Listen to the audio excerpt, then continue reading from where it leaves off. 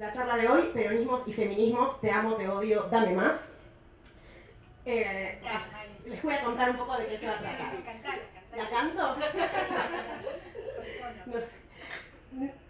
Su presentación, la presentación de las chicas, busca tensionar el vínculo errante, muchas veces antagónico, que se ha establecido entre los feminismos y los peronismos de ayer y de hoy. Para ello proponen problematizar los sentidos construidos sobre esa traza, trayendo a la conversación las maneras en que las mujeres pusieron en palabras sus formas de entender las confluencias y tensiones entre el heterogéneo movimiento peronista y las luchas en torno a las reivindicaciones de sexo, género y afectivas. Mercedes Barros es licenciada en Ciencia Política por la Universidad de Buenos Aires y doctora en Ideología y Análisis del Discurso por la Universidad de Essex, en Reino Unido. Actualmente se desempeña como investigadora independiente del CONICET en el Instituto de Investigaciones en Diversidad Cultural y Procesos de Cambio en la Universidad Nacional de Río Negro.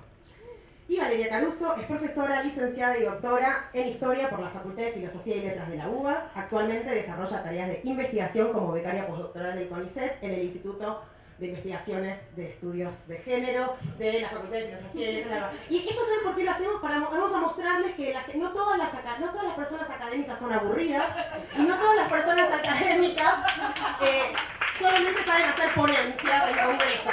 Aprender es lo que nos enseñan a hacer ponencias en congresos, pero vamos a ver, creemos que podemos hacer otra cosa, que no es necesariamente algo del orden de la divulgación. Eso parece que la gente académica hace investigación y después divulga, simplifica para contarle al resto del pueblo. No. Esto es una conversación, una reflexión que proviene de campos de la investigación con mucho compromiso político y también con muchas dificultades en el interior de la academia para poder llegar a hacerlos, así que las dejo con Mercedes y Valeria. Muy bien.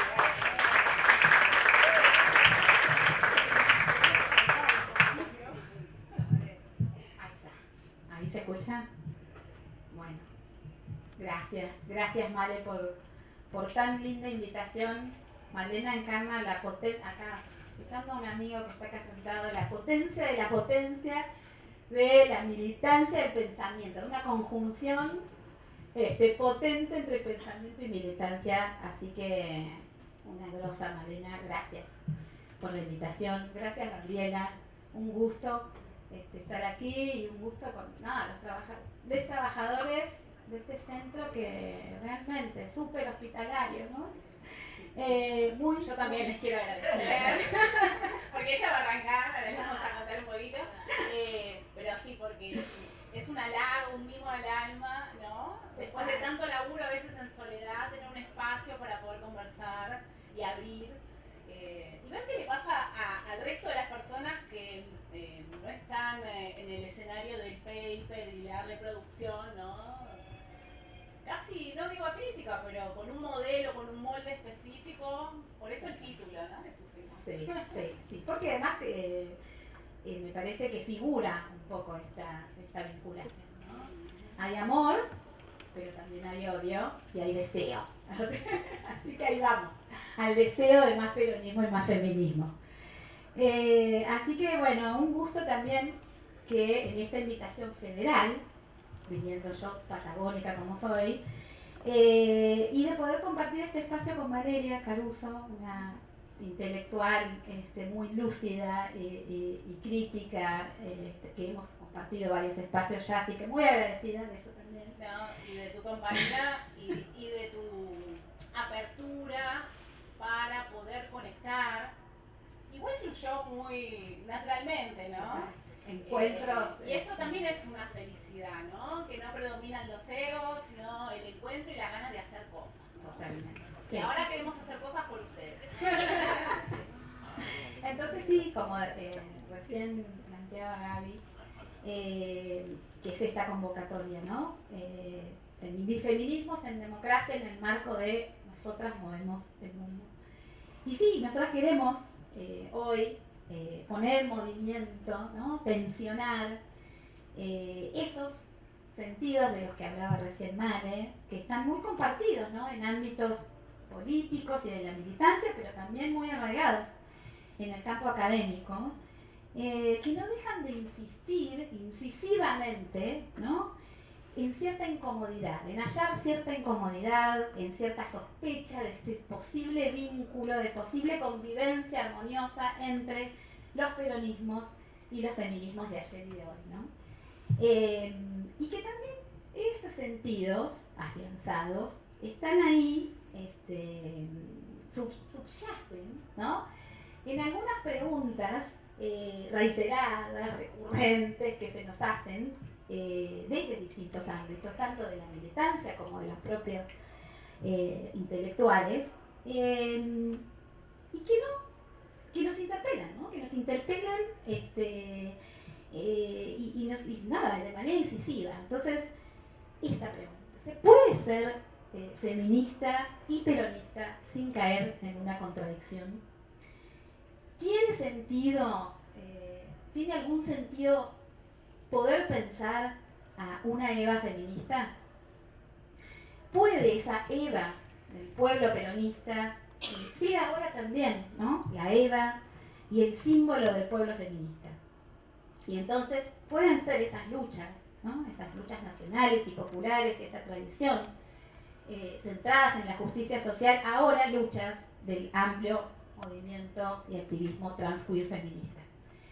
Creemos que estas preguntas, ¿no?, que se nos hacen constantemente y nos las hacemos nosotras mismas, ¿no?, vuelven sobre las encrucijadas, discusiones, ¿no?, que atraviesan gran parte de nuestra experiencia política y nuestras prácticas, ¿no?, como militantes, como académicas, como feministas y como peronistas. Y que aparecen con mayor vigor en ciertas coyunturas en donde se da procesos de negociación política, trazar, volver a establecer amistades o romper amistades. Entonces, estas preguntas van a abrir nuevamente este campo de discusión. Y hoy, justamente, lo que recién decía Male, nos interesa conmover, ¿no?, empezar a problematizar esa sospecha que asedia constantemente a esta relación, como bien decía, ese vínculo errante, ¿no?, que muchas veces hasta llega a pensarse como antagónico, opuesto, como una antinomia, ¿no?, constitutiva entre los feminismos y los peronismos, que está siempre, además, latente, ¿no?, está ahí lista para emerger ante la aparición imprevista de una Eva queer, ¿no?, teñida de verde y violeta, aguerrida, con un puño en alto, digamos, ¿no?, y adornada con ese pañuelo verde, símbolo de una lucha feminista de un futuro anterior, ¿no?, que está ahí.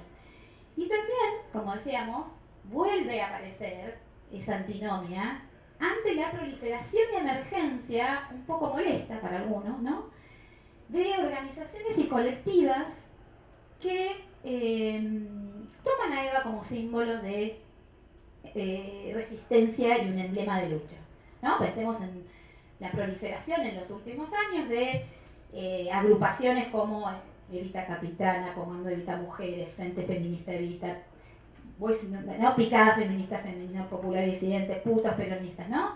En la aparición de todas estas agrupaciones en ámbitos políticos y también de los activismos, la desconfianza pulula, ¿no?, y envicia el aire de algunas feministas y de algunas peronistas y de algunos peronismos también.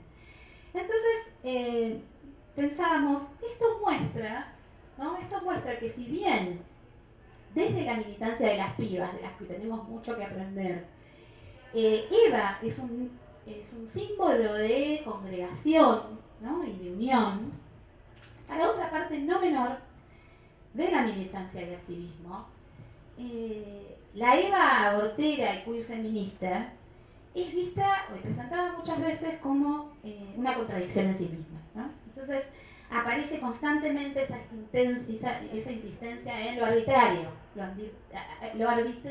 y absurdo de ese montaje, ¿no?, de esa Eva intervenida.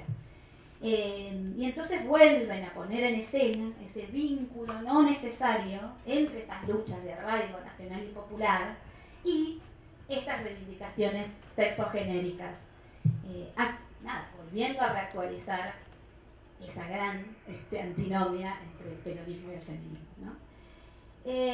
Incluso, y voy a decir algo que quizás molesta, pero incluso cuando los ánimos se dirigen a unar, ¿no?, a estas dos tradiciones, no cesa de manifestarse ahí esa cosa de volver sobre los desencuentros. Bueno, y eso, de hecho, en nuestra líder, Cristina Fernández de Kirchner, en el Senado, cuando dice, leo textual, a lo nacional y popular, en el Senado la noche de la no sanción del aborto, en el 2018, a lo nacional y popular que caracterizó al peronismo, tendremos que incorporar al feminismo. Ahora entonces, el peronismo es nacional, popular, democrático y feminista. La frase de Cristina no deja de invocar esto, ¿no?, lo que decíamos, esa trama de sentidos que vuelve a insistir y enfatiza la hasta ahora extrañeza, ¿no?, del peronismo con las luchas feministas. Es importante empezar a tensionar desde nosotras, desde nuestro granito de arena, ¿no?, esos sentidos, ¿no?, que impregnan nuestro universo político y que en última instancia condicionan, como decía al principio, los modos de convivir y de tender lazos políticos unas con otras, ¿no? Entonces hay historiadora, politóloga, devotas, no devotas, desmesuradas militantes de la historia política. Creemos que esa sospecha, contradicción, ambivalencia, ¿no?, debe comprenderse a la luz de nuestro pasado reciente y remoto, y de cierta clave de lectura que está muy extendida, que advierte, ¿no?, sobre los límites y vacilaciones del peronismo respecto de estas reivindicaciones, estas luchas en contra de la desigualdad de género, ¿no? Y principalmente se le atribuye a esa ideología de los años fundantes del peronismo, donde se dice que, lejos de cuestionar el rol social y cultural de la mujer, propio de un modo de familia patriarcal, el peronismo concibió a la mujer y a la mujer y a la maternidad, ¿no?, a la maternidad sobre todo, como ese último destino de toda mujer. Y entonces, como su mayor contribución, ¿no?, la maternidad, la mayor contribución de la mujer a la sociedad. Y entonces, recurrentemente se muestra como el peronismo saca a las mujeres para volverlas a mandarlas a las casas, ¿no? Pero, ¿cómo logra esta clave de lectura instituirse, ¿no? Sí, claro, porque tiene un germen histórico, ¿no? No está dado. Y eso era lo que nos interesaba conversar con ustedes, ¿no? Cómo se va gestando esa clave interpretativa en donde se plantean como dicotómico. Incluso las claves de lectura desde historiografía son así, ¿no? Porque incluso aquellos trabajos que estudian la configuración del Partido Peronista Femenino, el otorgamiento del voto femenino, una participación política inédita de las mujeres en la política formal, que recién se pudo empezar a replicar en nuestra historia en 1991 a partir de la ley de cupos. Entonces, ¿qué es lo que genera esa lectura dicotómica, ¿no? Entonces, está consolidada en nuestra historiografía y en las formas que los cientistas sociales analizan, ¿no?, esta convergencia, pero también, como decía Mercedes recién, los activismos, ¿no?, el feminismo. Y nosotros encontramos que los feminismos de la década del 40, que fueron coetáneos al surgimiento del peronismo, también tenían una lectura, ¿no?, respecto a lo que Perón venía a representar respecto a la promesa democrática, ¿no? Y esta imagen, que es un poco provocadora, ¿no?, tiene que ver con ese sentido, ¿no? La vinculación del peronismo con los regímenes fascistas, ¿no?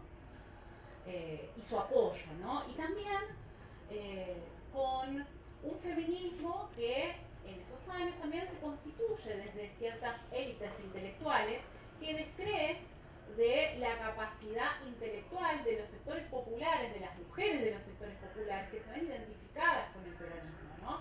Entonces hay como una simetría, ¿no? de ese feminismo que cuestiona los derechos políticos otorgados como una suerte de prebenda, dado que estas mujeres no dispondrían de la potencia intelectual para poder separar la paja del trigo, ¿no? De aquello que les va a beneficiar como ciudadanas de pleno derecho, dado que sería un régimen fascista, ¿no? Entonces, el peronismo en el poder vendría a representar dentro de esa clave de lectura un retroceso para la lucha feminista, ¿no? Y hay un residuo, nosotros creemos, en las formas que se encara esta vinculación y que en las formulaciones y en las maneras que se construyen genealogías de los feminismos desde 1945 o 43, podríamos decir, ¿por qué no? Hasta la actualidad, esa clave de lectura impide construir otras formas de entender las maneras en que las mujeres pensaron y representaron el peronismo, ¿no? Vieron que hay una lectura bastante instituida respecto de lo que vendría a ser la razón de mi vida, ¿no? Como que la razón de mi vida en verdad va a confinar a las mujeres al ámbito doméstico, ¿no? Lo que predomina es siempre esta cuestión de que te doy para encorsetarte, ¿no? Para contenerte. Te doy algo para contenerte. Y lo que nosotras les proponemos, les vamos a proponer con los materiales que vamos a compartir, es registrar mujeres que no fueron de la élite, que fueron de distintos sectores, que nos habilitan a pensar cómo ellas mismas reflexionaron, vieron a Perón en el Estado, pero también lo que el peronismo les venía a prometer desde su cotidianeidad. Y con esto lo que buscamos hacer es restituir la agencia intelectual de las mujeres, porque no es solamente una historia política la que queremos hacer, sino una historia intelectual de los sectores populares, porque hay también, les cuento, en el Pago Chico, el de la historiografía, hay una discusión, ¿cómo hacer historia desde abajo? ¿No?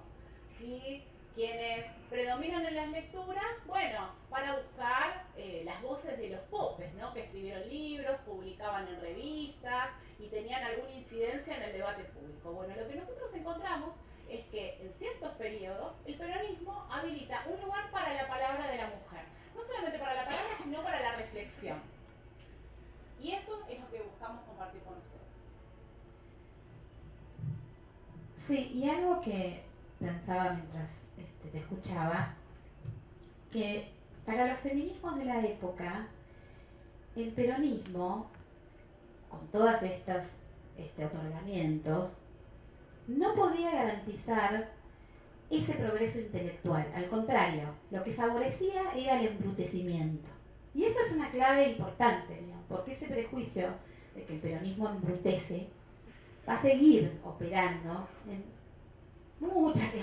muchas otras interpretaciones que hay, ¿no? que se gestan en esos años fundacionales y que van dándole forma a esa clave de lectura.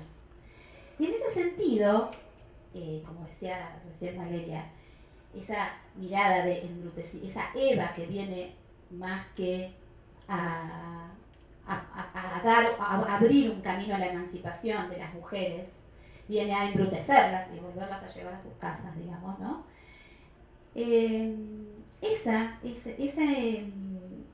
mirada que se complementa con esa idea del fascismo, que ven en el Perón un fascismo, tuvo que ver con esa mirada que se genera in situ, ¿no? Tiene que ver con la formación abona al antiperonismo. ¿De dónde sale el antiperonismo? Bueno, estas mujeres, estas feministas, y quizás es un poco duro decirlo, pero tuvieron mucho que ver con la conformación, ¿no? Del antiperonismo, ¿no? Abonaron, ¿no? Con sus críticas y apoyaron a esas figuras del antiperonismo y ofrecieron principios de lectura sobre ese peronismo y sus efectos retrógrados, ¿no? De embrutecimiento. Entonces, en algún punto, lo que creemos, digamos, es que esa crítica y oposición inicial, ¿no? De los feminismos, apuntando a ese embrutecimiento, con el paso del tiempo empieza a solaparse, ¿no? con críticas de otra época, ¿no?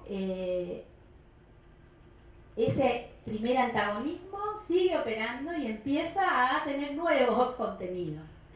Y entonces ahí vemos cómo ese feminismo antiperonista, ese feminismo de otras épocas, empieza a soslaya en sus lecturas el discurso maternalista, que como bien Natalia ha trabajado en su investigación, era compartido por propios y ajenos, digamos, en ese entonces, ¿no?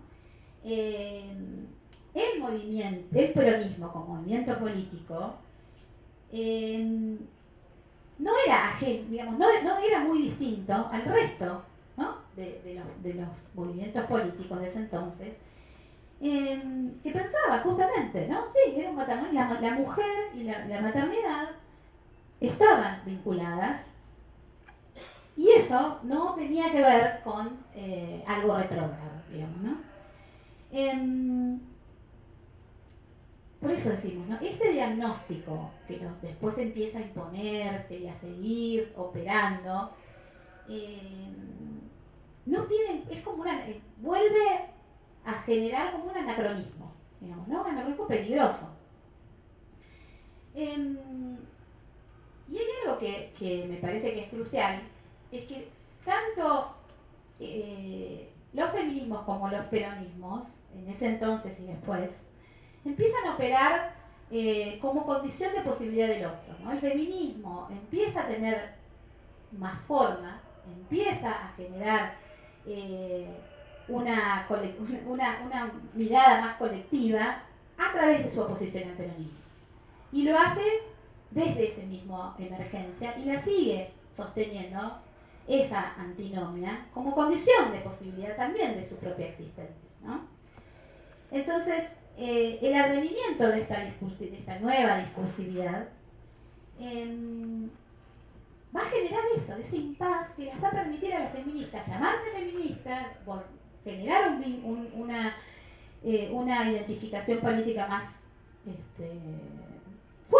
fuerte, ¿no? Y prolongada vis a vis ese peronismo. Y eso las va a acompañar a lo largo del derrotero de las luchas feministas. Entonces, ese antagonismo que tiene una función identitaria, que cumple esa función, ¿no? Para garantizar ciertos modos de identificación, tanto para los feminismos como para los peronismos, va a generar, además de todas estas desacuerdos entre las tradiciones de lucha, condicionamientos a la hora de estudiar el peronismo, ¿no? Condicionamientos que van a tener que ver con cómo voy a acercarme con una perspectiva de género hacia ese peronismo y, qué fuentes voy a seleccionar y qué conclusiones voy a tomar y profundizar. Entonces, esos prejuicios, digamos, académicos, que encuentran parte de sus condiciones de posibilidad en las lecturas que los propios feminismos in situ hicieron del peronismo, pero que los vuelven a reeditar una y otra vez bajo coordenadas de otra época,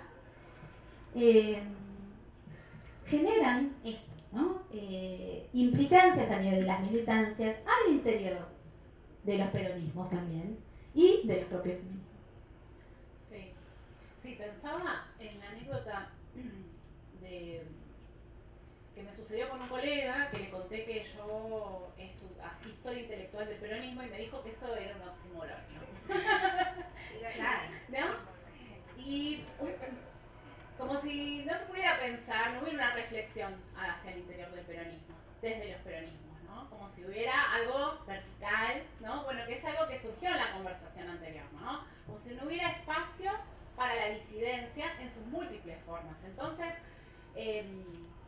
nuestra intención también es dar cuenta de que no solamente hay una mirada, una clave de lectura instituida que impide pensar la potencia reflexiva del peronismo, que posibilita a los distintos actores que se perciben, se identifican con alguna de las formas que adquiere el peronismo. Por eso lo hablamos en plural, ¿no? Vieron que hay de izquierda, de derecha, más cercana al Papa, más cerca a Franco, qué sé yo. Hay tantos peronismos posibles como personas, porque el peronismo tiene esa amplitud, del mismo modo que los feminismos los tienen. Entonces, si ambas tradiciones son tan amplias, ¿por qué no pensar que de vuelta, la genealogía del feminismo, es decir, las formas en las que se ha narrado la historia del feminismo no puede narrarse de otra forma e incorporar a estas mujeres peronistas como agentes activos de esa tradición, de la tradición del feminismo, pero también del peronismo? Y por eso vamos a trabajar con dos acervos documentales en particular ahora. Vamos a trabajar con las cartas que dos mujeres, en este caso, hay muchas más, ¿no? Pero para este caso seleccionamos dos, ¿no? Mercedes va a contar porque la carta también ha sido considerada como un género menor, ¿no? Dentro de la selección de elementos que tomo para realizar mi investigación, ¿no? Que están situadas, ahora nos va a contar un poco mejor, el contexto, ¿no?, de escritura de estas cartas, que también explican un poco su contenido. Y después yo voy a tomar una intervención intelectual de un grupo de mujeres peronistas en el contexto de la recuperación democrática, que es la revista Unidas, que me encontré con esa gema que me abrió un horizonte, o varios horizontes, ¿no? De respuestas, pero también de preguntas que revierten muchos de estos sentidos comunes construidos de los que venimos hablando. Eso, muy bien, me parece interesante. Pero eso, decía, ¿cómo nos proponemos tensionar esa antinomia, ¿no? Ese antagonismo? Empezando a, justamente, ¿no? De construir mostrando su arbitrario acontecer, que tiene que ver con lecturas del propio momento que se hicieron del peronismo, y también poner en cuestión los modos de invisibilizar, que fueron muy reiterados, de esas ciertas prácticas políticas, los eventos disruptivos, los desplazamientos cruciales, los desechos que el peronismo deja, y que tienen que ver con las luchas en contra de las jerarquías sexogenéricas. Entonces, volvamos a pensar en esa experiencia política, recuperemos parte de esa conmoción que generó el peronismo en términos de vivencias de género, para poder así poner en cuestión esta antinomia, mostrar su arbitrariedad, pero además todo lo que invisibilizó, ¿no?, en nuestras tradiciones de lucha. Y bueno, y estos documentos que son hermosos, que bueno, a mí me encantan, no sé, por eso me paso el tiempo leyéndolos, son cartas que, bueno, voy a decir otra cosa primero. Estos documentos y las reflexiones que voy a traer y compartir con ustedes forma parte de una investigación de largo arrastre que llevamos a cabo con un grupo que nos enfocamos en pensar el peronismo y la subjetividad política. Acá hay dos compañeras presentes. Y que bueno, que tienen en el centro de la escena esta investigación un registro documental histórico que está resguardado en el Archivo General de la Nación, en el Archivo Intermedio, y que consta de un conjunto de cartas y de comunicaciones enviadas por personas comunes desde distintos lugares del país, porque encontramos desde los territorios nacionales en ese momento, hasta de Jujuy y Chaco, que le enviaban personas al ras del suelo, a Eva y a Perón, durante todos sus 2 primeros mandatos, ¿no? En particular, estas cartas fueron enviadas en el marco del anuncio de un primer y segundo plan quinquenal, aunque se recibieron comunicaciones y peticiones durante todo, digamos, ¿no? El gobierno, pero principalmente bajo esta campaña Perón quiere saber lo que el pueblo necesita, que aparece en los diarios y en la radio sobre todo. La gente toma papel y lápiz y le escribe a Eva y a Perón, con múltiples motivaciones, ¿no? que van intervenciones concretas, pedidos concretos de intervención estatal, obras públicas, universidades, casas para los niños, agua corriente en los lugares como La Rioja y Santiago con falta de agua, reflexiones filosóficas sobre el peronismo y musicólogos que también se ponían a explicar cuál es la música del peronismo. Invenciones tecnológicas. Hay un compañero tuyo, Hernán Comastri, que estudia cómo se recibían comunicaciones en donde se describía el auto peronista, ¿no? y un obrero metalúrgico daba los planos con la construcción de ese auto. Y también había peticiones muy concretas de cuestiones muy domésticas y muy particulares. Estas cartas eran gestionadas por la Secretaría Legal y Técnica y se abrían expedientes por cada una, por la mayoría de ellas, ¿no? Legajos en donde se guardaban estas peticiones y todos los intercambios que el Estado tenía con ese peticionante. Hay cartas que tienen hasta 4 o 5 intercambios y además hay invitaciones concretas a, bueno, venga fulano, lo vamos a escuchar y venga a la oficina tal que tiene una entrevista, digamos, ¿no? Hay entrevistas que se concretaron. Bueno, y entre muchas de esas cartas encontramos muchas cartas escritas por mujeres, ¿no? Que se dirigían a esas autoridades estatales para volcar allí sus demandas, penurias, ¿no? Denuncias, muchas denuncias, y también deseos en ese mundo que el peronismo les estaba ofreciendo. Bueno, estas para nosotras, cuando empezamos a hurgar en estas cartas de mujeres, aparecían como rendijas valiosísimas, ¿no? A través de las cuales podíamos acceder a fragmentos de esas vidas cotidianas contadas en primera persona, ¿no? De estas mujeres y de sus vivencias. Y más aún, tenían más importancia si pensamos en cómo esas mujeres de los sectores populares fueron siempre las voces de esas mujeres desatendidas, ¿no? Y siempre desdibujadas detrás de esas voces de los varones trabajadores y también de mujeres protagónicas, ¿no? Porque las que se estudiaron para describir y entender al peronismo eran las mujeres más protagónicas, las voces de las mujeres más protagónicas. Durante un tiempo, ahora por suerte ya hay otras cosas que están pasando, ¿no? Pero en general estas cartas del pueblo tuvieron poca atención. De hecho nos llamaba la atención de que pocos historiadores venían a pensar, venían a arrugar en esas cartas, y menos aún en las cartas de mujeres.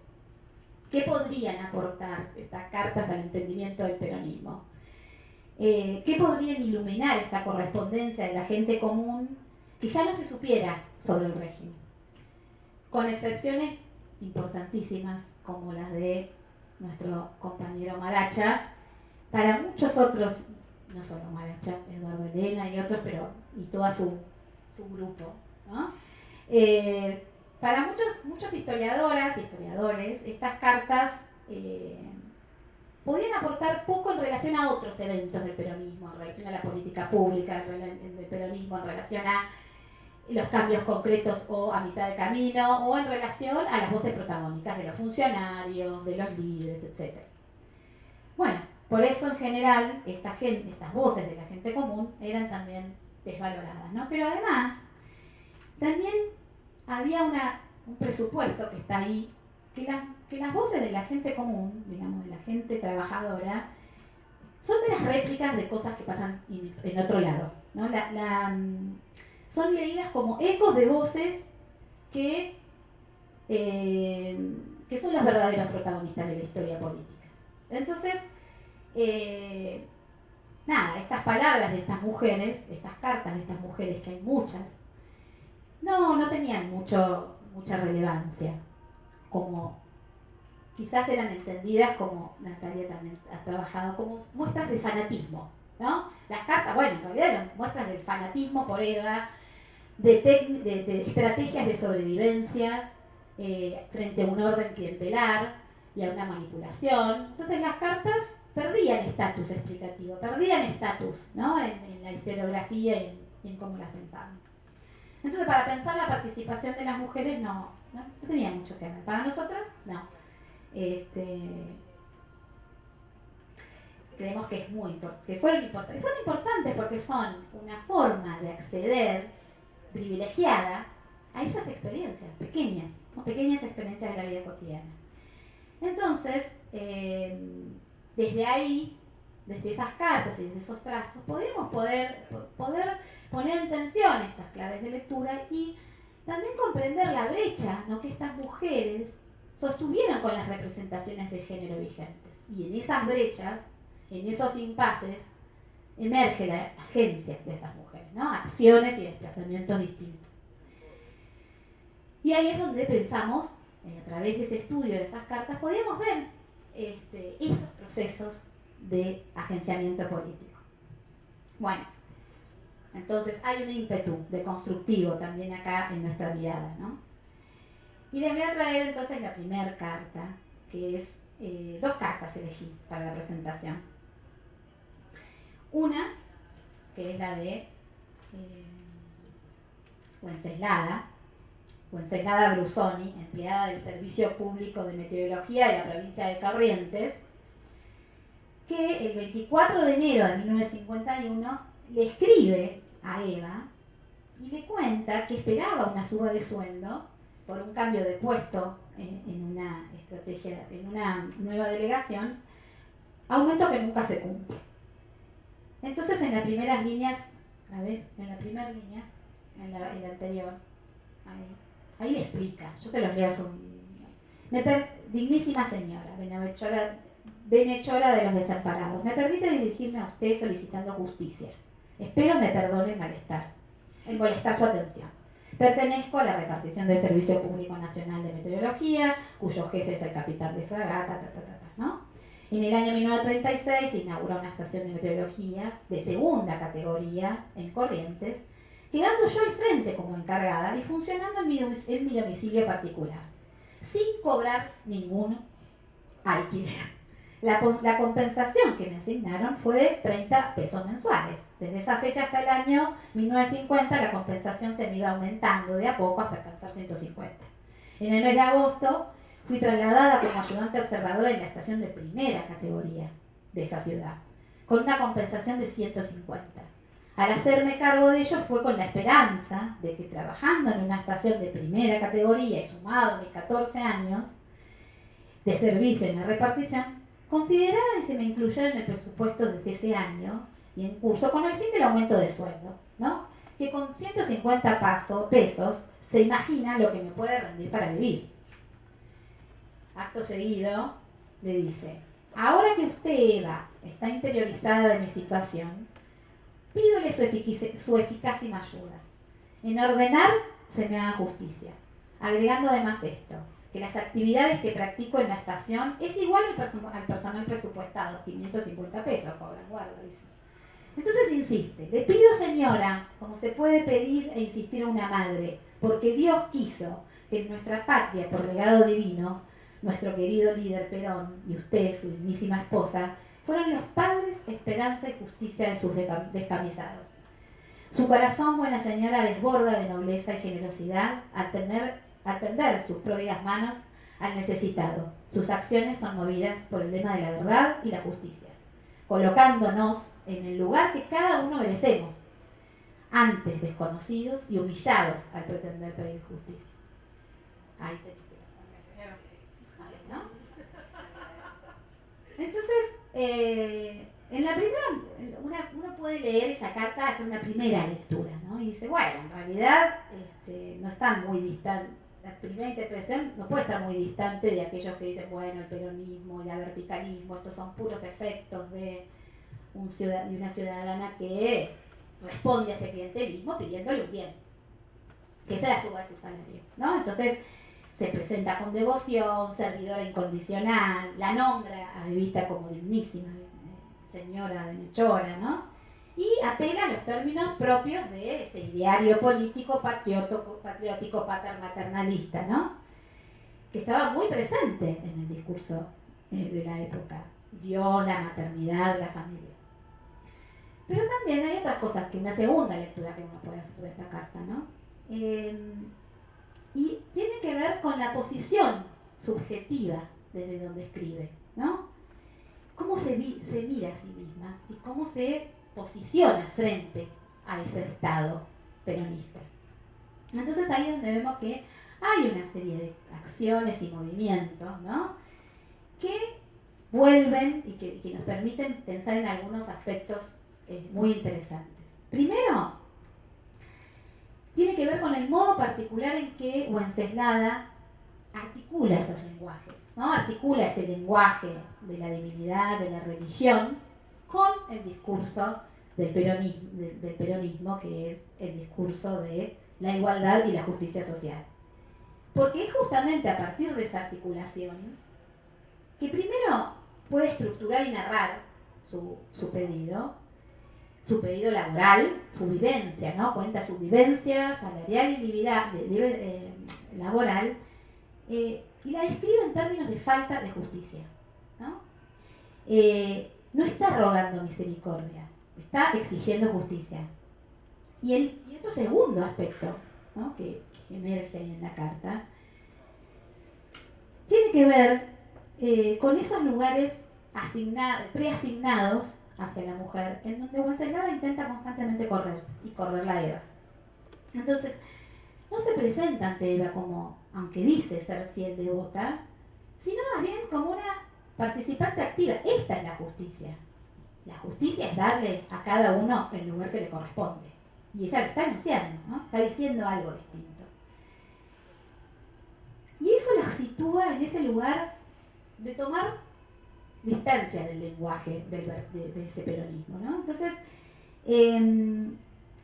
utiliza ese lenguaje para construir un pedido material, aumentar el salario, pero radicaliza ese lugar en donde ella se encuentra. ¿Por qué?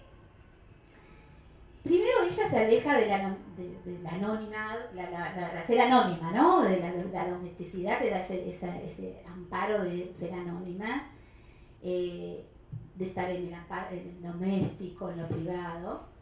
Firma la carta, la escribe la carta, y por otra parte sitúa la maternidad, ¿no? En ese espacio de autoridad y de justicia, porque es desde allí que Eva puede, ¿no? Asignarle a cada uno el lugar que le corresponde. Entonces, esos espacios, ¿no? Esos saberes, esos sitios que es bajo ese orden patriarcal, ¿no? Solo pueden ser ocupados por varones, ahora, ¿no? Son trastocados y ocupados por una mujer trabajadora, Wenceslada, y por una mujer madre, Eva, que no es madre. Entonces, se arroga un lugar como propio, ¿no? Y le otorga a esa maternidad la capacidad de reparar la injusticia. Y entonces, en ese sentido, decimos, pidiendo, insistiendo, como a una madre, ella politiza el concepto de maternidad, lo resignifica, ¿no? Lo sacude de la subordinación a la autoridad paterna, lo desafilia biológicamente, y le da ese estatus, el estatus de conferir justicia, ¿no? De reparar las injusticias. Bueno, después le voy a mostrar otra carta que es hermosa, que es un poema. Este poema, primero es una maestra santafesina, Amalia Rodríguez, que le responde a Perón al primer llamado del plan quinquenal. Y le escribe efectuando 2 pedidos muy concretos. Uno, como maestra, pide protección estatal para los niños desamparados y con discapacidades diferentes, anestésicos lo llaman en ese momento. Y otro, claro, que es un aumento salarial, como maestra de Santa Fe. Entonces, este otro pedido, como maestra santafesina, la inspira para llevar a cabo un poema. Yo le voy a hacer una cortita, pues es muy largo el poema. Yo también quiero cantar lo que en mi alma se inquieta, con versos de un gran poeta que a las letras hizo grandes, los versos de José Hernández que alcanzaron a la meta. Justicia quiero pedir, que está en todo corazón, pues bien dice la razón, que en la mesa bien tratada, a todos igual tajada. ¿No es así, don Juan Perón? Usted pide, coronel, a todo el pueblo argentino, que le alumbren el camino para mejorar, realizar su gran plan quinquenal y llegar a buen destino. Y a mi baile me han llamado, y ahí nomás le hago presente lo que golpea mi mente desde que empecé a trabajar. ¿Por qué no se han de tratar a todos con igual suerte? ¿Por qué al maestro que paga el gobierno de la nación goza de un escalafón y de mayor inicial que el que paga el provincia? ¿Quiere explicarme, Perón? Yo no entiendo de unitarios, tampoco de federales, de qué hablan los congresales, solo entiendo de justicia. Y en el año que se inicia sean los maestros iguales. No pido equiparación, mas prefiero que el Estado se haga cargo del ganado si el maestro ha de cambiar, por si acaso de lugar, que pueda ser trasladado. ¿Por qué será que no quieren la enseñanza unificar? Dicen que es centralizar. Yo veo que lo que me importa y no encuentro la contra. Hay que nacionalizar. Él termina ahí, hay que nacionalizar, hay que pasar la otra. Que es muy grande el presupuesto y no calafates al borde para impedir todo derroche. Recuérdase, che Juancito, que una maestra de chico le enseñó a trazar palotes. Y usted que sabe por sabio y también por zorro viejo, conoce bien el manejo y que puede alcanzar para igualar a todos los que están lejos. Un asunto no comprendo y yo le ruego, patrón, de ello me da la razón, porque no veo muy claro algo que usted ha explicado y perdóneme mi pretensión. Para mí no hay explicación y lo que pasa es ansina. En esta tierra argentina, el maestro en la capital gana más que el provincia y esa injusticia me indigna. ¿Qué ha pasado en la familia? Que unida forma el Estado para que le hayan separado y dando la preferencia hiciera la diferencia y ahora hay hijos y entrenados. En este poema fantástico que sigue, ¿no? También Amalia da muchas torsiones al lenguaje del peronismo, ¿no? Y es súper interesante. Por una parte, apela, ¿no? Uno de los lenguajes populares más tradicionales y característicos de la región pampeana, el criollismo, ¿no? Inscribe su tradición, su petitorio en la tradición del Martín Fierro. Entonces convoca en sus versos a toda una serie, ¿no?, de elementos y de significantes propios del género gauchesco, justamente para hacer alusión al olvido aún vigente en el mundo del peronismo del interior del país y para reforzar así la preparación salarial desde ya, ¿no? Entonces, apela a este lenguaje y al contenido de denuncia que viene con el criollismo y va recorriendo, cuando ven en los versos, todas esas conflictividades que marcan el antes y el después del peronismo. Y entonces hace así verosímil, ¿no?, creíble su pedido de justicia, de equiparación y de nacionalización de la educación, como maestra provinciana. Entonces ahí vemos cómo ella se traslada, se desplaza de ese lugar testimonial y de su condición de afectada directa para asumir un punto de vista que tiene que ver con esos damnificados, relegados, olvidados del interior del país. Pero además hace otra cosa en el poema, y que también lo hace en la carta anterior que yo no les leí porque es muy larga, y que es recuperar algo muy clave en el universo simbólico del peronismo, que es la noción de trabajador.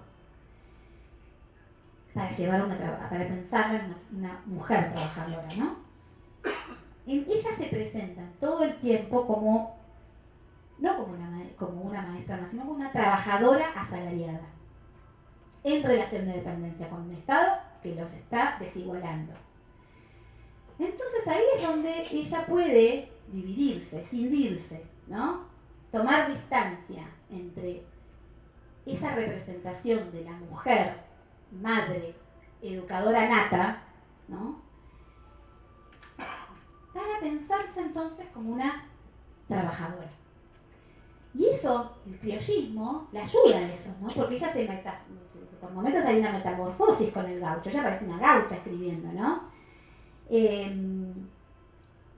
Ella se sitúa en el lugar de la trabajadora, del trabajador provinciano relegado y olvidado.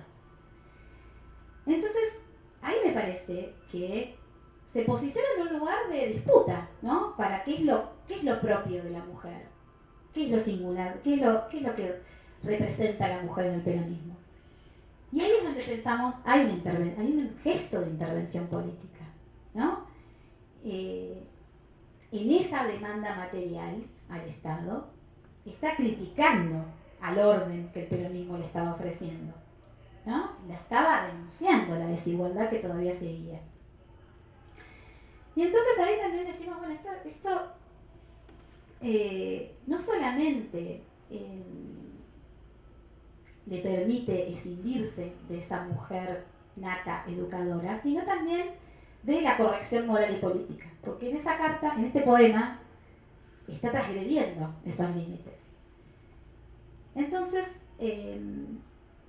trae mujeres, ¿por qué decimos? Porque trae mujeres que desean ser reconocidas por más de eso, ¿no? Por ser sujetas del pueblo trabajador, por ser parte de esa épica del peronismo.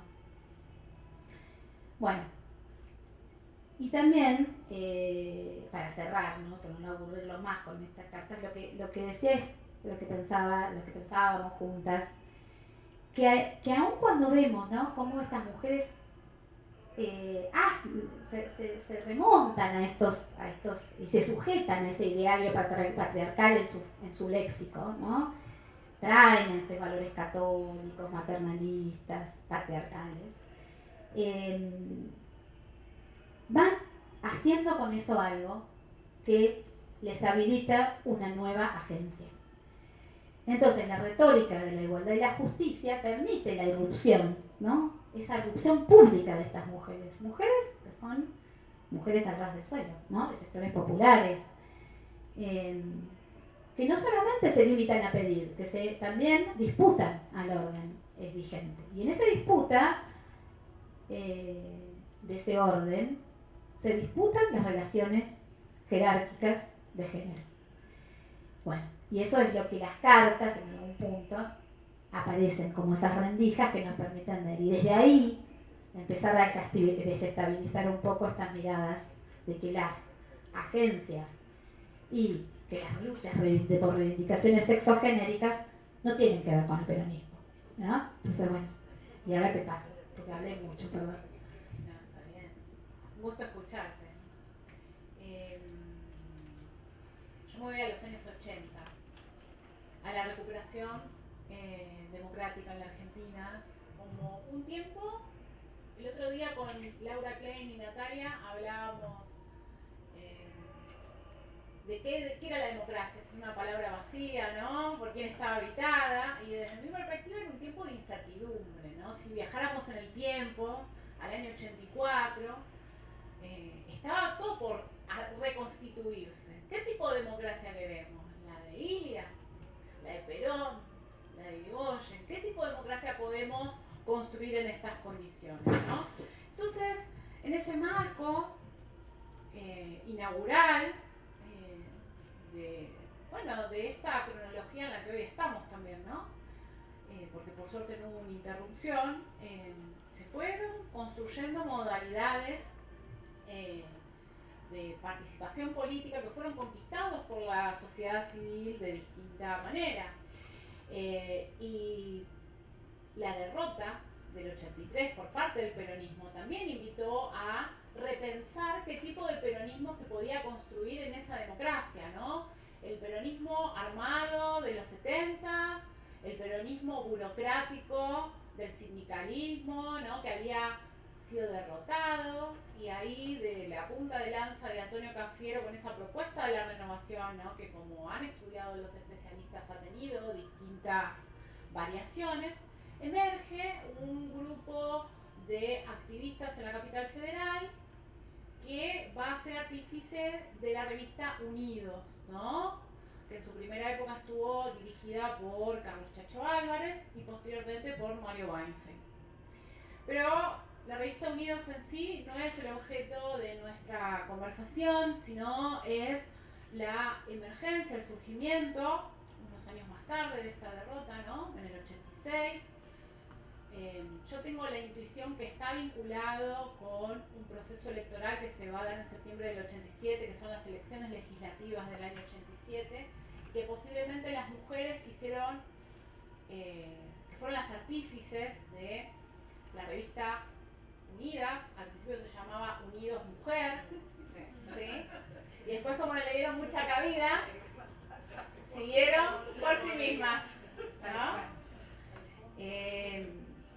Estas mujeres entre 1986 y 1987 pusieron de manifiesto que ellas también tenían mucho para decir en las maneras que el peronismo debía ser renovado, y que ese peronismo no solamente se debía renovar en su organización partidaria, ¿no? Porque recordemos, una de las discusiones de la renovación es, bueno, ¿vamos a seguir con la burocratización del aparato o necesitamos darnos una discusión más profunda? ¿Qué hacemos ahora que Perón no existe, ¿no? Que ha muerto?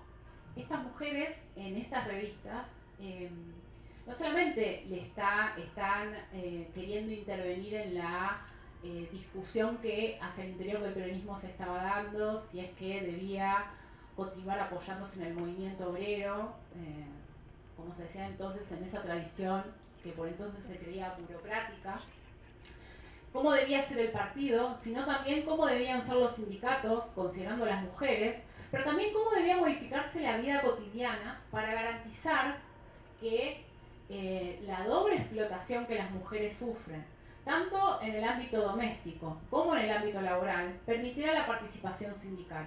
Y que eso precisaba de una reconfiguración de los roles de género. Es decir, lo que yo encuentro en esta publicación es que en el mismo momento que, vamos a recuperar algo, Joan Scott, ¿no? Es una historiadora estadounidense, militante feminista, que en 1986 publica un texto que se llama El género, una categoría útil para el análisis histórico, y a partir de allí se fue incorporando en las agendas de investigación y también se fue colando en nuestra forma de entender las relaciones sexogenéricas, no ya como solamente un problema de la mujer, sino como un problema también que atraviesa la sociedad en su conjunto, y que cualquier historia, cualquier perspectiva que intente comprender las relaciones sociales debía tener en cuenta, ¿no? Bueno, Joan Scott de alguna manera sintetiza una serie de discusiones que se estaban dando en el feminismo norteamericano y también en el europeo, pero estas mujeres peronistas también están pensando nociones de género ad hoc, ¿no? En el sentido que discuten cómo se las está situando en la historia del peronismo, en la medida que ellas han tenido una centralidad histórica. Y para que el peronismo sea otra cosa, necesitaban recuperar ese pasado para reformular el presente, y para ello tenían no solamente que hablarle al Estado, a la sociedad, sino a sus compañeros de militancia política y social y a sus compañeros de cama, ¿no? Entonces, hay una anécdota que se presenta en la primera editorial de la revista Mujer, ¿no? Que empieza con una anécdota. Dice: en un congreso partidario, 4 o 5 compañeras integrantes de la Comisión de Mujer elaboraron un documento alrededor de una mesa, encima de un escenario. Y en eso se asoma un congresal, busca a alguien con los ojos y dice: ¿no hay nadie acá, che?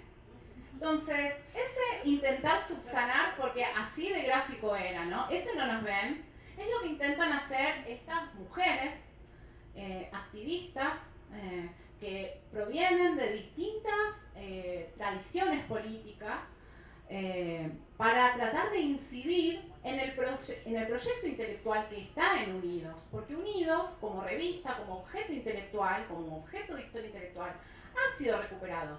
E incluso yo conté en los, no sé, creo que tiene 40 números la revista Unida, hay solamente 27 participaciones de mujeres, ¿no? De ellas, a lo largo de su historia, porque tiene una duración muchísimo más larga que la de Unidas. Unidos empieza en el año 83, termina en el año 91, ¿no? Entonces, ellas lo que intentan hacer con esta separata, como la llaman, ¿no? Con este primer número, es presentarse en sociedad, pero también sus motivaciones para ser tenidas en cuenta en esta renovación, y también darse una identidad colectiva como mujeres y peronistas, ¿no? Dice, hay una aventura que nuestra inserción en el campo nacional y popular determina el modo de encarar la condición femenina. Hay acuerdo general y, sin embargo, resulta difícil establecer en qué consiste esa determinación. Nos encontramos con el pretexto de la revista, muchas no nos habíamos visto nunca y de pronto, ¿cuánto en común? Empezando por esa conciencia del lugar de semi-exclusión desde donde insistimos en hacer escuchar la voz de la mujer, en presentar nuestra problemática como asunto político. La separata, es decir, el número 1 de Unidos Mujer, nos sirve dialécticamente para consolidar un espacio político ganado, donde somos nosotras quienes establecemos el criterio sobre los temas que nos preocupan y su modo de desarrollo. Y también poner como tema de agenda política el lugar de la mujer en la discusión. No como un asunto secundario que vendría después de la consolidación institucional, ¿no? Sino como un tema nodal de esa nueva forma que debe tener la política partidaria, ¿sí? Y es para eso que el motor del deseo es darse una identidad como mujeres peronistas, intelectuales, que se animan a, lo dicen así, ¿no? Sí, nos animamos a poner en cuestión lo dado, a desafiar el sentido común, a imaginarnos una política que impugna y desborde la política, y donde nosotras seamos sujetos plenos.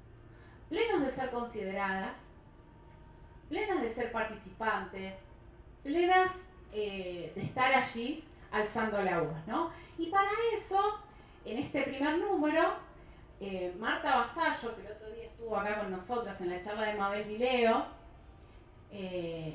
y Susana Gamba, hacen algo que es muy interesante, que es encuestan a 10 mujeres peronistas de 3 generaciones distintas, ¿no? Están las mujeres de la generación de Evita, que está Vera Pichel, por ejemplo, Aide Ricci de Longoni.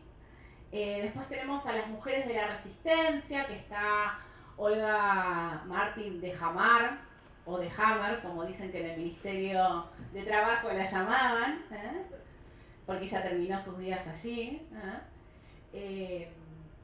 También tenemos las chicas de la Juventud Maravillosa, que hay algunas que estuvieron en Montoneros y no dicen que están en Montoneros, porque recordemos que la revista Unidos está vinculado con la línea de JP Lealtad, ¿no? Y entonces hay algunas de ellas que sí tuvieron militancia revolucionaria en Montoneros y que de hecho se exilian, nunca hacen el paso a Lealtad, están acá siendo entrevistadas, porque bueno, hay espacios previos donde se gestaron estas confluencias. Al caso me refiero a Dinora Gevenini, ¿no? Marcela Durrieu, ella sí estaba en JP Lealtad, Olga Ruitor y Ana Sebastián, ¿no? Y acá lo que es interesante es que les mandan un cuestionario con 10 preguntas que van desde, bueno, cómo pensás el pasado del peronismo, cómo pensás la actualidad, qué lugar tenía en tu época el problema de la mujer, ¿Vos qué pensás de que existan espacios específicos para la militancia, es decir, la rama femenina o el Partido Peronista? ¿Hay que reeditar una rama femenina o tenemos que hacer otra cosa? ¿No? Y entonces es re interesante porque las mujeres que, por ejemplo, habían formado de la JP de los años 70, dicen, y las de la resistencia también, que ellas no tenían como central el lugar de la mujer en la liberación nacional, ¿no? Las luchas que se daban en los 70, el lugar de la mujer era algo que ni siquiera estaba en la discusión. Y muchas de ellas en sus exilios, ¿no? Olga Mar en Suecia, ¿no? Recordemos que ella también en el exilio forjó la revista Micaela, que es una revista feminista, ¿no? Dinora en Centroamérica, ¿no? No solamente se encuentran con el feminismo, sino que encuentran que la realidad argentina está más conectada con Latinoamérica de lo que pensaban cuando estaban acá. Y entonces empiezan a incorporar el tema de la mujer como una central, una situación nodal, si es que la emancipación es posible. Y entonces lo que vemos es que no solamente hay una confluencia, la cuestión de género, ¿no? Dentro del proyecto emancipatorio, sino que hay una reconfiguración misma del proyecto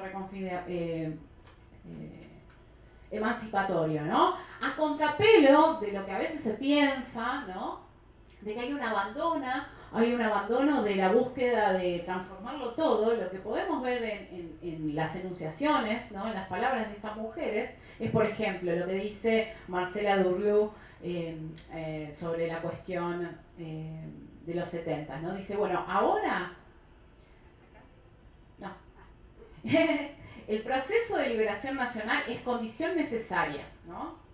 Pero no suficiente para la liberación de la mujer. La contradicción sexista hay que resolverla simultáneamente, no dejarla para después.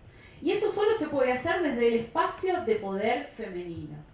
Entonces, para hacerlo, tenemos que revisar cómo nos organizamos. No podemos volver a la rama femenina, quedar encapsuladas en nosotras mismas, sino tenemos que ampliar el espacio e instalarlo en el centro del movimiento. No como una cuestión de segunda, sino como una cuestión prioritaria, ¿sí? Por otro lado, cuando se les preguntan acerca de qué piensan de Evita, por ejemplo, Lila Saralegui, una de las mujeres que se reconoce como de la generación de la resistencia, dice que define a Evita como una feminista no declarada. Mientras que Olga Martín de Jamar, como le gustaba, le digo de Jamar porque ella reivindica ese apellido como un apellido, como un vínculo que le permitió encontrarse con su autodeterminación como mujer y militante política. No lo digo porque necesitamos asociarla al parentesco con su esposo, ¿no? Dice Olguita, como la llamamos en amigos, ¿no? Entre nosotras, Olguita dice que el significado histórico de Eva tenía que ver con que Eva y Perón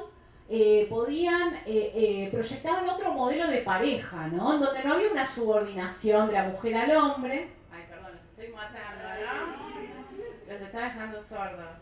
Sí, sí. No pasa nada. Estamos en la primera fila. Sí, están en la primera fila. Bueno.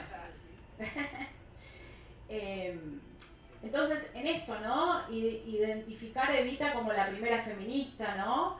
La primera que ligó la lucha de la mujer con la cuestión nacional, con un proyecto liberador global, ¿no? También otras cosas que encontramos en Unidas es que, a contrapelo de aquello que planteaban esas feministas de los 40, ¿no? Del carácter poco erudito de las mujeres que intervenían, bueno, vemos que, por ejemplo, Elsa González, en una contribución en la que, les voy a leer el título porque es bastante interesante, dice: hombre público, 2 puntos, el que interviene públicamente en los negocios políticos, mujer pública, ramera perdida de vida airada. Este es el título de su intervención, porque lo que justamente busca señalar es el carácter sociocultural que tiene la idea de que las mujeres deben estar en el ámbito doméstico, pero no solamente eso, sino disputar poder. Entonces, cuando una mujer disputa poder, ¿no? Lo que va a problematizar es pensada como una revista, ¿no? Como una persona que gateó el lugar, ¿no? Que se acostó con alguien para conseguirlo, por una prebenda sexual, por una prebenda económica, ¿no? Y sin embargo, eso está montado en el prejuicio de que a las mujeres de pequeñas se nos educa para no reclamar poder. Y para hacerlo retoma a la feminista comunista italiana Rosanda, ¿no? En su libro Las Otras, ¿no? Donde la propia Rosana reflexiona acerca de por qué ella al principio no se percibía feminista y por qué ella no disputaba cargos de conducción en su organización, ¿no? Y va a buscar a Simone de Beauvoir también para seguir argumentando por qué las mujeres tienen que salir a la palestra y tomar la palabra y reclamar el poder en la conducción del peronismo, ¿no? Por su parte, Adriana Rosenbach, que fue una activista, es una activista sindical, ella empezó su militancia en el Sindicato Gráfico Argentino, ¿no? Perdió una elección con Ongaro cuando vuelve la democracia y después participa desde allí. Y acá en su colaboración sobre los departamentos de la mujer a nivel gremial es re interesante porque no solamente ella habla de que si hay el lugar a la mujer en el sindicato, sino que vincula de vuelta la cuestión de la invisibilización, de que cuando quieren militar son desdeñadas por sus colegas sindicalistas, pero también cuestiona qué lugar le dan los medios de comunicación a las mujeres, ¿no? Y cuando las mujeres hablan de mujeres o representan mujeres en la televisión, dice Adriana, nunca vemos en la televisión las dietas equilibradas, no en base de calorías, sino al salario. Nunca el envejecimiento prematuro de nuestras compañeras expuestas al polvo y al calor. Nunca el estrés de las maestras que no tienen más remedio que trabajar en 2 y hasta 3 turnos. Nunca las piernas llenas de varices de las operadoras o de las vendedoras que permanecen 8 o 12 horas de pie.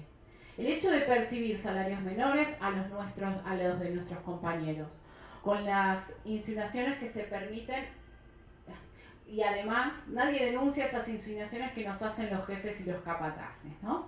Entonces, no es solamente buscar un lugar, sino que hay todo un sistema que no reconoce a la mujer trabajadora. No son solo nuestros compañeros quienes nos las reconocen, sino la cultura. Y la cultura no representa a la mujer trabajadora. Y entonces, ¿qué estamos esperando para ir a buscar a la mujer trabajadora y que se sienta referenciada en este espacio? Y entonces sigue, ¿no?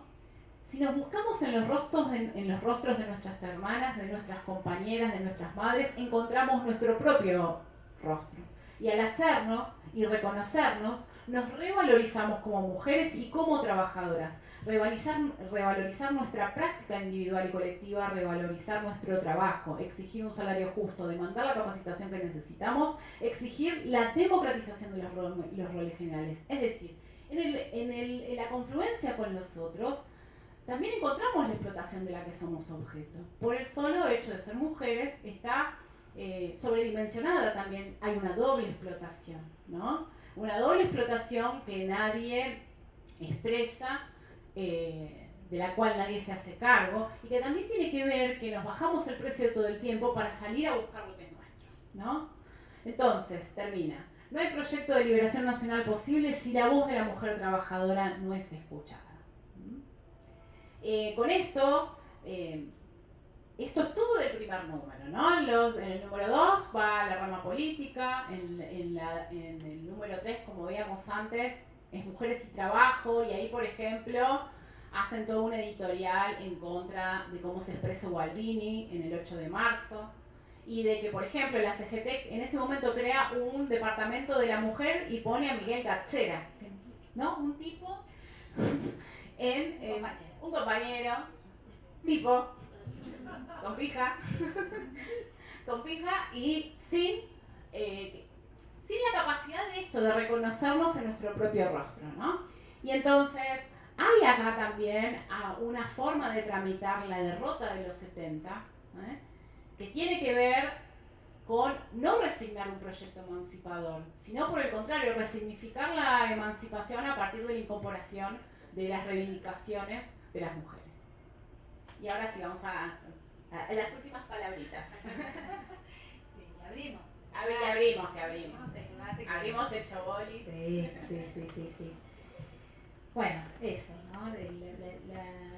La idea era poder un poco tensionar, problematizar estas miradas sobre la antinomia, el vínculo errante, la sospecha de ese vínculo, de esa convivencia entre peronismo y feminismo, trayendo entonces estas otras voces, desde esos márgenes de los peronismos, desde sus desechos, desde esas voces desoídas, poder empezar a trazar otras genealogías al interior del peronismo, ¿no? Otras genealogías de lucha que las tenemos que traer una y otra vez a la hora de contrarrestar, responder a esas acusaciones cruzadas de los propios peronismos y de los propios feminismos, y que desde los peronismos, de donde se nos situamos, digamos, como identificándonos políticamente, nos vienen a correr, ¿no? Secuenciando las luchas, poniendo prioridades, la lucha, la justicia social, el peronismo, bajo cierta mirada, tiene que ver con las luchas nacionales y populares en torno a la justicia social, reduciendo a la justicia social a la cuestión social. Y ahí es donde pensamos, bueno, hay que traer estas otras historias del peronismo, porque el peronismo desde sus desechos nos muestra que es más que eso, ¿no?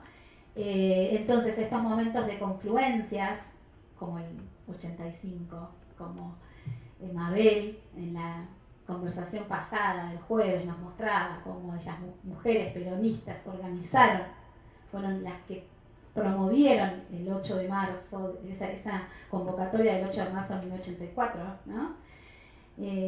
Recuperar desde ahí con este leitmotiv.